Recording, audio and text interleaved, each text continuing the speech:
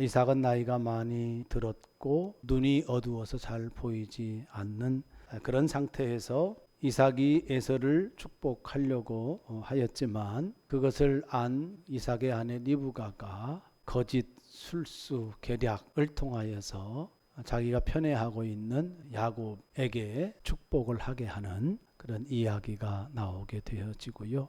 깜쪽같이 속은 이삭은 에서가 아닌 야곱을 축복하게 되어집니다. 뒤늦게 이 사실을 안 에서가 대노하게 되어지고 분노가 들끓어서 동생 야곱을 죽이기로 작정하는 그 모습도 보여지고, 이 사실을 안 리브가가 자기의 친정 하란에 살고 있는 그 오라버니 라반에게로 야곱을 이렇게 피신시키려고 하는 그 이야기가 이제 오늘 본문 말씀에 주된 내용이 됩니다. 분명히 하나님의 복은 야곱에게 임했지만 야곱이 축복을 받는 과정 속에서 가정은 큰 갈등을 겪고 큰 상처를 받은 가족이 어찌 보면 생이별하게 되는 그런 상황까지 이르는 모습이 본문의 말씀입니다. 여기에서 인물별로 살펴볼 필요가 있는데요. 먼저 이삭을 좀 살펴보면 이삭은 아브라함의 아들로서 하나님께서 아브라함과 언약한 것을 이삭이 이어받았죠. 이 사실을 누구보다도 이삭 자신이 잘 알고 있습니다. 그런 상황 속에서 오늘 본문의 말씀의 시작은 이삭이 나이가 많아서 눈이 어두워 잘 보지 못했다. 신체적으로 육체적으로 눈이 어두워서 시력이 약해진 거죠. 시력이 약해서 앞을 잘 보지 못하는 상황에 이르렀다. 이것은 이삭이 영적인 분별력이 흐려져 버렸다. 영적으로 판단하고 분별해내고 행동할 수 있는 그 힘이 상실이 되었다. 그것을 말해 주고 있는 부분입니다. 그래서 에서를 편애한 것으로 말미암아 하나님의 뜻과는 다른 선택을 시도하게 되어집니다. 그리고 이삭의 아내 리브가를 보게 되면 에서보다는 동생 야곱을 좋아했습니다. 동생 야곱은 좀 여성스러운 측면이 있었던 것 같고 주로 행동 반경이 집안에서 있었던 것 같습니다. 이삭이 에서를 편애했듯이 리브가는 야곱을 편애를 했습니다. 더더군다나 어떤 정보가 있냐면 임신했을 때에도 하나님께서 야곱을 선택했다는 걸 알아요. 큰 자가 작은 자를 섬기리라. 리브가가 누구보다도 잘 알고 있습니다. 그런데 하나님의 선택에 대한 것을 인식을 하고 하나님의 때를 기다리지 못하고 인간적인 방법을 동원해서 복을 쟁취하려고 시도를 합니다. 그래서 가족관계 속에서 엄청난 갈등과 상처를 남기게 되어집니다. 그 다음에 또 야곱은 어떻습니까? 하나님의 복을 받으려고 하는 갈망은 이전에도 있었죠. 그래서 팥죽 한 거를 통해서 장자권을 사게 되어지는 일이 전에 있었습니다. 지금도 역시 복에 대한 갈망, 신학적인 얘기를 하면은 하나님의 언약에 대한 갈망, 이러한 열망이 있었다. 그것은 긍정적으로 우리가 평가를 해야 될 것 같습니다. 그런데 엄마인 리브가와 함께 거짓 술수를 통하여서 복을 쟁취하게 된단 말입니다. 더더군다나 그 과정에서 아버지도 속이지만 여호와 이름으로 또 거짓말을 하게 되어지는 야곱의 모습을 우리가 확인할 수가 있습니다. 결국은 형 에서의 미움을 사게 되어지고 에서로부터 죽음의 위협을 당하게 되어지고 결국은 외가로 피신하게 되어지는 그 야곱의 모습을 또 보게 되어집니다. 에서는 어떻습니까? 장자의 권리를 가볍게 여겼죠. 도덕적으로 윤리적으로 보면 야곱보다도 에서가 더 긍정적이죠. 들에 나가서 사냥을 해가지고 와서 아버지께 드릴 별미를 만들어가지고 그렇게 복을 받으려고 했단 말이에요. 거짓도 없고 윤리적으로는 더 평가를 해야 된단 말입니다. 그럼에도 불구하고 복을 빼앗기게 되어지고 결국은 대노하게 되고 그 분노의 감정을 숨기지 못하고 복수심에 불타서 동생을 죽이려고 작정하는 그러한 모습을 보이게 되어집니다. 이 축복권을 둘러싼 가족사를 보면 무뎌지고 흐려진 이삭의 영성과 리브가의 영성을 우리가 확인할 수가 있겠고, 그를 통해서 리브가와 야곱에게는 온갖 인간적인 거짓과 속임수를 동원하여 이삭을 기만하고, 그것은 결국 하나님을 기만하는 그러한 모습을 우리가 또 보게 되어지고, 또 에서 같은 경우는 욕망을 채우지 못하자 분노라고 하는 감정을 터뜨리면서 살인을 하려고 하는 살벌한 모습을 또 보게 되어집니다. 한 가정의 무너짐을 적나라하게 볼 수 있는 그런 이야기가 창세기 27장의 이 말씀이다 하는 겁니다. 가정사를 보게 되어지면 복을 받기 위하여서 욕망을 드러내고 가족 간에 다투고 이게 살벌한 싸움을 하고 있는 그런 모습을 우리가 볼 수가 있는데, 이러한 모습 속에서 하나님께서 우리에게 하시고자 하는 분명한 말씀이 있다라고 하는 겁니다. 그것이 뭐냐면, 아브라함과 맺은 언약이라고 하는 것은 인간의 방식대로 진행되거나 이루어지는 것이 아니라 하나님의 선택과 하나님의 주권에 따라서 이루어 가신다라고 하는 사실을 분명하게 보여주고 있는 말씀이에요. 그래서 사람들은 실패를 해요. 사람들은 왜곡을 해요. 사람들은 범죄를 해요.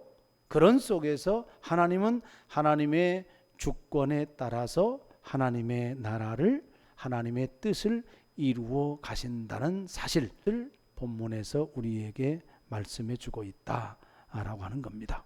자, 첫 번째로 먼저 생각해야 될 것이 있는데, 아브라함에게 하나님께서 언약을 맺어 주셨다라고 하는 것, 아브라함의 자손을 통하여서 하나님은 하나님의 나라를, 하나님의 뜻을, 하나님의 구원 역사를 이루어 가겠다라고 하는 것 우리가 이미 알고 있습니다. 그리고 아브라함의 뒤를 이어서 하나님의 계획을 이삭이 이어받은 겁니다. 이삭은 이미 창세기 26장 24절에서 하나님으로부터 이 사실에 대해서 다시 한번 재확인을 받은 바가 있어요. 그 밤에 여호와께서 그에게 나타나 이르시되, 나는 네 아버지 아브라함의 하나님이니 두려워하지 말라. 내 종 아브라함을 위하여 내가 너와 함께 있어 네게 복을 주어 네 자손이 번성하게 하리라 하신지라.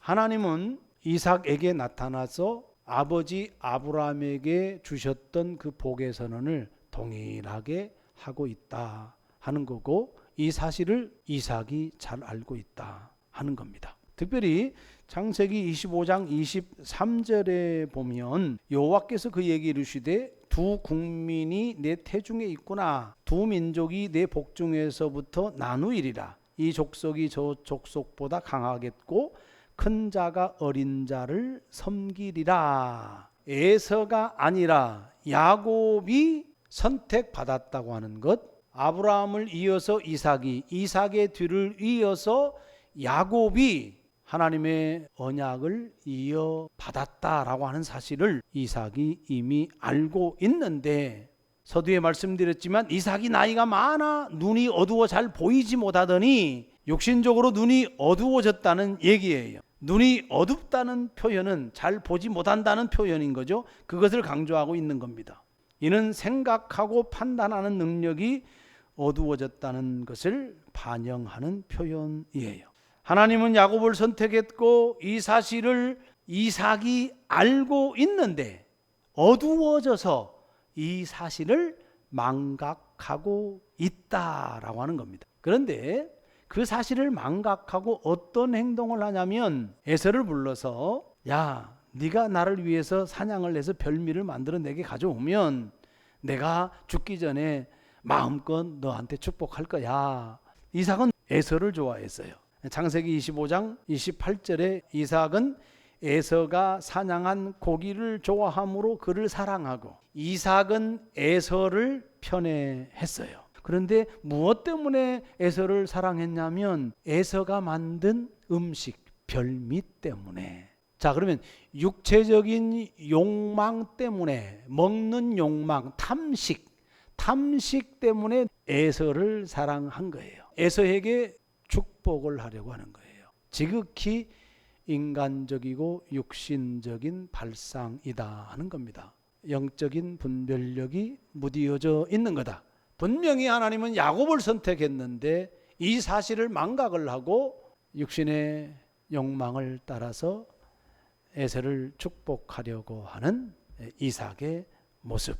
여기서 우리가 생각해 볼 수 있는 것이 육신적인 욕망에 사로잡혀서 사람을 편애하든 어떤 정신적인 가치를 우리가 편애하든 간에 그렇게 되어지면 하나님의 뜻이 상실이 되어지고 하나님의 뜻이 왜곡이 되어진다라고 하는 사실을 우리가 발견할 수 있게 되어지는 거죠. 이삭은 자신의 뜻대로 행하려고 해요. 결과적으로는 이삭의 뜻대로 되어지질 않아요. 여러분, 하나님의 나라를 이루어 감에 있어서 하나님의 뜻이 이루어진다라고 했을 때 이삭의 기준이 작용이 되었지만 이삭의 기준대로 되어지지 않아요.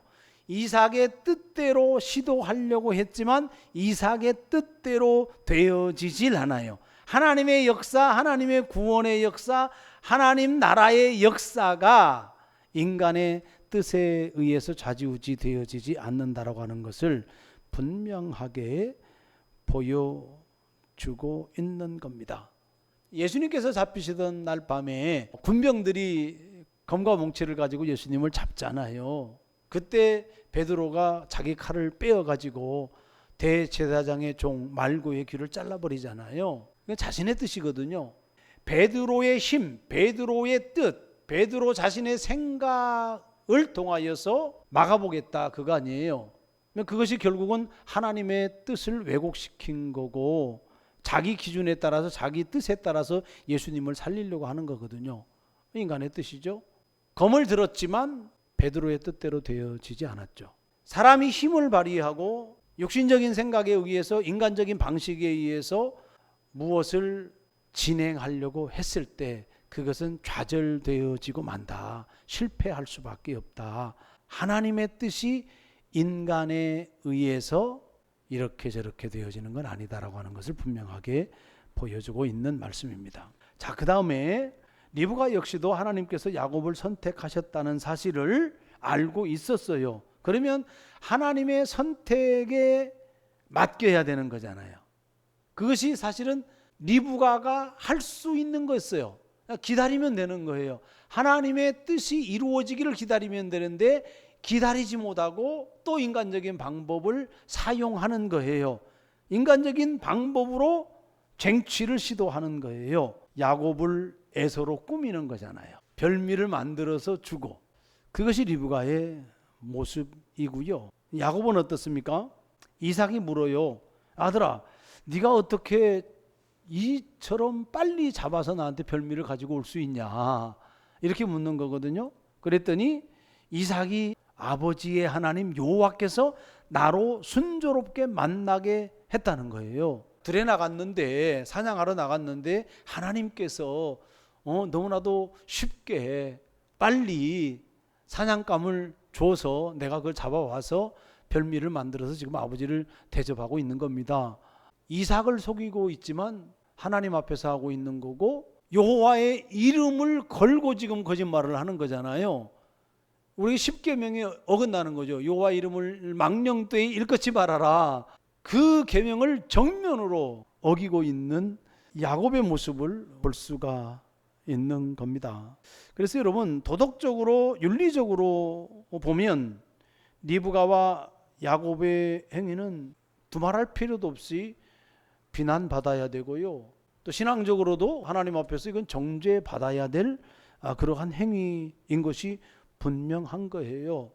아까도 얘기했지만 에서보다도 더 못한 모습이에요. 아주 못된 사람들 아니에요. 남편을 속이고 아버지를 속이고 하나님을 속이고 기만하는 거잖아요. 결국은 나중에 에서한테 들통이 나가지고 야곱은 자기 삼촌 라반의 집으로 피신해야 되잖아요. 그리고 고생합니다. 거기에서 20년 동안 엄청나게 고생을 해요. 그리고 리브가는 어떻게 돼요? 이 27장 이후로 리브가 얘기는 49장에서 그냥 장사 지냈다 정도밖에 안 나와요. 리브가하고 야곱이 재회를 했을까 안 했을까 성경에 나와 있지 않아요. 대부분의 사람들은 리브가와 야곱은 만나지 못했다. 더 이상 엄마와 아들이 더 이상 만나지 못한 거예요. 그러고 보면 가장 사랑했던 아들인데 남편을 배신하고 아들을 사랑해서 남편보다도 아들을 끔찍하게 사랑했던 리브가인데 더 이상 아들을 못 보고 사는 거예요. 그러다가 죽은 거예요. 불행이죠 사실. 야곱은 금방도 얘기했지만은 도망자의 삶을 살고 20여 년 동안 엄청난 훈련을 받는 거거든요. 에서는 어떻게 됩니까? 분노로 동생을 죽이려 하고 이후에 이스마엘의 후손, 하갈의 아들 이스마엘이 있잖아요. 이스마엘의 후손의 딸과 결혼해요. 이 의미는 뭐냐면 점점 더 하나님과 멀어지는 거예요. 하나님의 언약과 멀어지는 거예요. 그런 삶을 살아가는 거예요. 이것이 가정사, 가족사의 모습인 거예요. 거짓이 난무하고 기만하고 상처투성인 인간의 욕망이 살아있는 그 가정사의 모습이 이렇게 갈기갈기 찢어지는 상처와 아픔과 고통만이 남는 모습이다 라고 하는 겁니다. 이삭이 어땠을까요? 이것을 보고 땅을 치고 후회하지 않았겠습니까? 사람들의 면면의 모습들을 보면 윤리적으로 도덕적으로 신앙적으로 엉망인데 그런데 그럼에도 불구하고 하나님은 누구를 선택했다는 거예요? 야곱을 선택했다는 거예요. 하나님의 나라라고 하는 것, 하나님의 뜻이라고 하는 것, 하나님의 계획이라고 하는 것이 인간의 계획이나 인간의 어떤 도덕성, 윤리성 여기에 기반하지 않고 하나님의 주권에 따라 하나님의 섭리에 따라서 이루어진다라고 하는 사실을 말씀해 주고 있는 거예요. 우리가 예수 그리스도를 믿어 구원에 이른다라고 하는 이 진리를 누구보다도 잘 알고 있습니다.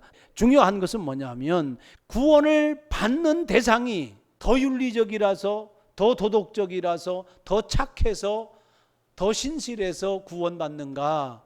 그것이 구원의 조건인가? 그렇지 않다는 거죠. 하나님의 선택인 거예요. 하나님의 주권인 거예요. 하나님의 섭리인 거예요. 거기에 따라서 우리가 은혜를 받는 거예요. 하나님의 뜻에 이루어짐, 하나님의 나라가 이 땅에 이루어지는 것은 인간의 상식이나 계획이나 어떤 도덕적인 근거에 기반한 것이 아니라 하나님의 주권적인 섭리, 그 은혜에 기반한다라고 하는 것을 분명하게 보여주고 있는 말씀이 본문의 말씀이다라는 겁니다. 이삭은 큰 아들 에서를 편애했기 때문에 그로 인하여서 하나님의 뜻을 왜곡해요. 리브가는 야곱을 편애했기 때문에 인간적인 방식을 통하여서 어찌 보면 범죄를 저지르고 맙니다. 야곱은 복에 대한 갈망이 컸어요. 그래서 형을 속였고 아버지 이삭을 속였고 하나님마저 기만합니다. 에서는 욕망과 감정의 노예가 되어서 하나님과 점점 멀어지는 길을 가게 됩니다.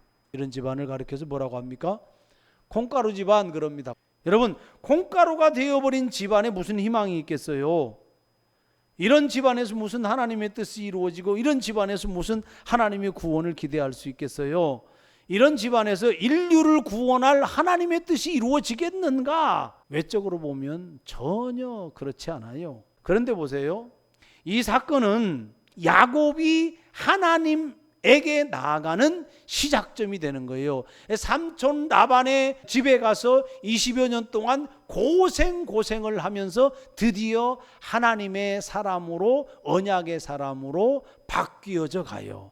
엄청난 연단과 훈련의 기간을 걷게 되어진다라고 하는 그런 말씀인 거예요. 아브라함을 잇는 이삭, 그리고 그 뒤를 이어받을 하나님의 언약 계승자로 나아가는 시작점이 바로 이 지점이라고 하는 겁니다. 이삭도 리브가도 에서나 야곱도 모두 신실한 신앙인이 아니에요. 그럼에도 불구하고 하나님은 하나님의 은혜로 그들을 통하여서 하나님의 나라를 이루어 갑니다. 아브라함과 언약했던, 아브라함과 특별히 약속했던 것을 이삭의 인격과 상관없이, 야곱의 인격과 상관없이 하나님이 그렇게 계획했으니, 하나님이 그렇게 약속했으니 신실하게 변함없이 그 뜻을 접지 않고 이루어 가시는 하나님, 신실한 하나님.